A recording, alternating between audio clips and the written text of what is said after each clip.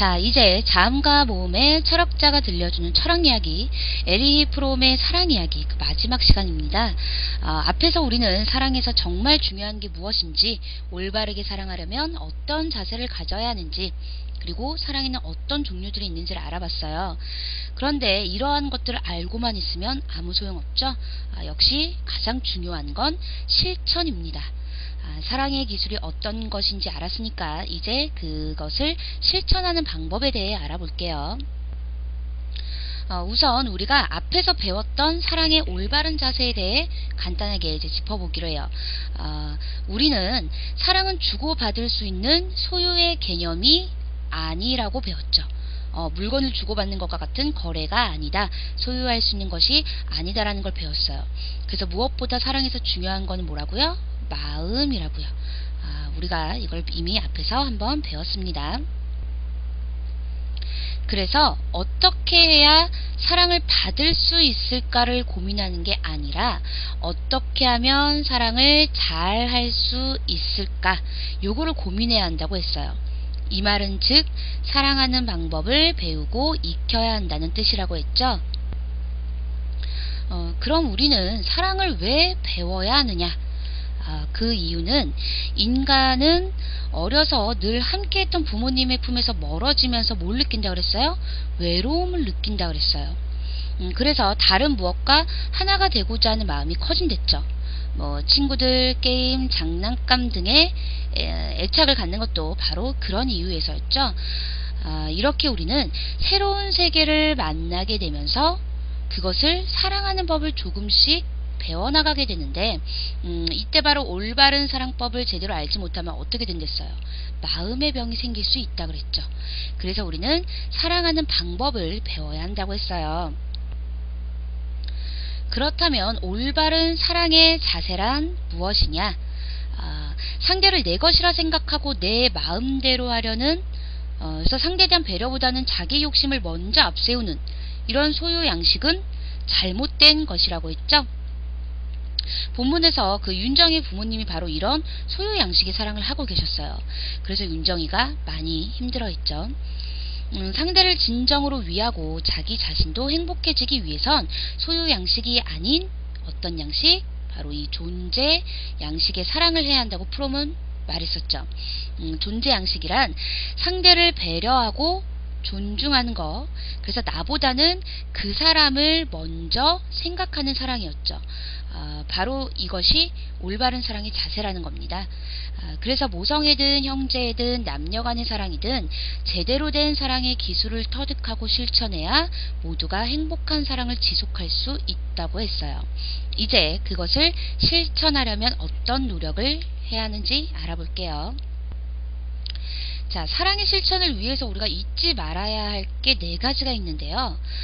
그 중에 우리가 가장 먼저 해야 될 것은 첫 번째, 관심을 갖는 겁니다. 상대에게 지속적으로 관심을 갖는 것은 사랑의 가장 기본이에요. 그런데 이때 상대에게만 관심을 갖는 게 아니라 누군가를 사랑하고 있는 자기 자신에게도 관심을 기울여야 한다는 것입니다. 자, 앞서 3장에서 우리는 자기애에 대해서 알아봤죠. 자신을 돌보고 스스로를 사랑할 줄 알아야 다른 사람도 진정으로 사랑할 수 있다고 했잖아요. 그렇기 때문에 다른 사람에게 갖는 관심만큼 자기 자신에게도 관심을 가져야 한다는 거죠. 또한 평소에 특별히 주의를 기울이지 않았던 사람들에게도 관심을 한번 가져보면 새로운 사랑이 싹틀 수도 있다는 것을 아셔야 합니다. 우리는 사랑의 여러 모습 중에서요, 형제라는 것이 있다고 배웠죠. 바로 주변의 이웃들, 친구들을 사랑하는 것인데요. 이때 원래 친했던 혹은 좋아했던 친구들 뿐만 아니라 별로 친하지 않았던 사람들에게도 관심을 가져보세요. 평소에 가깝게 지내지 않았던 사람들에게도 관심을 가져보자. 그럼 평소에 모르던 부분을 알게 되고요. 그러면서 또 깊은 사랑의 인연이 맺어질 수도 있겠죠. 책에서 진이가 학교 앞에 매일 와 계시는 할아버지와 이야기를 나누면서 모르던 것을 알게 되고 다른 사람을 더 이해하려고 노력하게 되는 것을 보면 알 수 있죠. 두 번째로 사랑을 실천할 때 중요한 것은 정신의 집중입니다. 정신을 집중하자. 자, 누군가를 대할 때요, 정신을 집중한다는 건 그 사람 말에 귀를 기울이고 잘 듣는다는 것을 뜻합니다. 상대가 하는 이야기를 집중해서 잘 들으면 우리는 그 사람에 대해 더 알게 되겠죠. 그리고 더욱 깊이 이해할 수도 있게 됩니다. 그럼 어떻게 되겠어요? 결국 서로 더 친밀해지겠죠. 그렇기 때문에 서로 사랑하는 사람들 사이에서 정신의 집중은 반드시 실천해야 한다는 거죠. 세 번째, 사랑의 실천에서 잊지 말아야 할 것은 평생 동안 사랑의 기술을 익히고 숙달시키기 위해 스스로의 의지로 훈련해야 한다는 것입니다. 스스로의 의지가 아주 중요하다는 거죠. 사랑의 기술은 하루 이틀, 1년, 2년 뭐 그렇게 훈련한다고 해서 끝나는 게 아니죠. 짧은 시간 안에 이루어지는 것이 아니라는 겁니다. 무엇보다 우리는 평생 동안 사랑하잖아요. 그죠? 평생에 걸쳐 사랑을 하죠. 이렇게 평생을 해야 하는 노력인데 만약 다른 사람의 요구나 강압에 의해서 훈련을 한다면 좋은 효과를 기대하기는 어렵겠죠. 무엇보다 올바른 사랑은 이제 자신을 행복하게 하는 일이잖아요. 그래서 자신의 행복을 위한 일인 만큼 스스로의 의지가 있어야 사랑의 기술을 제대로 익힐 수 있겠죠. 마지막으로 사랑의 실천에서 중요한 점은요, 인내심이 필요하다는 겁니다. 참는 거, 이게 필요하다는 거죠. 어떤 기술이든 완전히 손에 익으려면 오랜 시간이 걸려요. 달성하고자 하는 목표에 도달하기 위해서도 역시 긴 시간이 필요하죠. 이때 인내심이 없다면 어떻게 되겠어요? 우리는 중간에서 포기하게 되기 쉽겠죠. 사랑의 실천에서도 마찬가지입니다. 앞에서 이미 봤듯이요, 사랑의 기술을 익히는 데는 많은 노력과 시간이 필요해요. 길고 긴 수련의 시간이 필요한데 이때 인내심이 없으면 아마 고비가 닥쳤을 때 우리는 포기하고 말겠죠.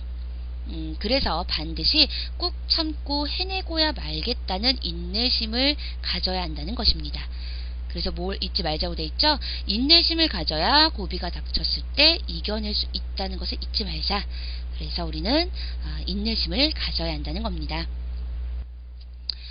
자, 이렇게 에리 프롬이 들려주는 사랑 이야기 그 마지막 장까지 모두 배워봤어요. 어떠세요, 여러분? 사랑을 한다는 게 생각처럼 단순한 문제가 아니라는 것을 알겠나요? 하지만 그렇다고 해서 사랑은 너무 어려운 거라고 생각할 필요는 없습니다. 프롬이 강조하는 것은요, 사람들이 진정 서로를 사랑하고 그 때문에 행복하기 위해서는 상대를 진심으로 아끼고 이해하기 위한 노력이 필요하다는 점이니까요. 우리가 누군가를 진짜 사랑한다면 아무리 힘들어도 이런 노력은 당연히 해야만 하겠죠. 지금까지 자음과 모음의 철학자가 들려주는 철학 이야기, 에리 프롬의 사랑 이야기였습니다.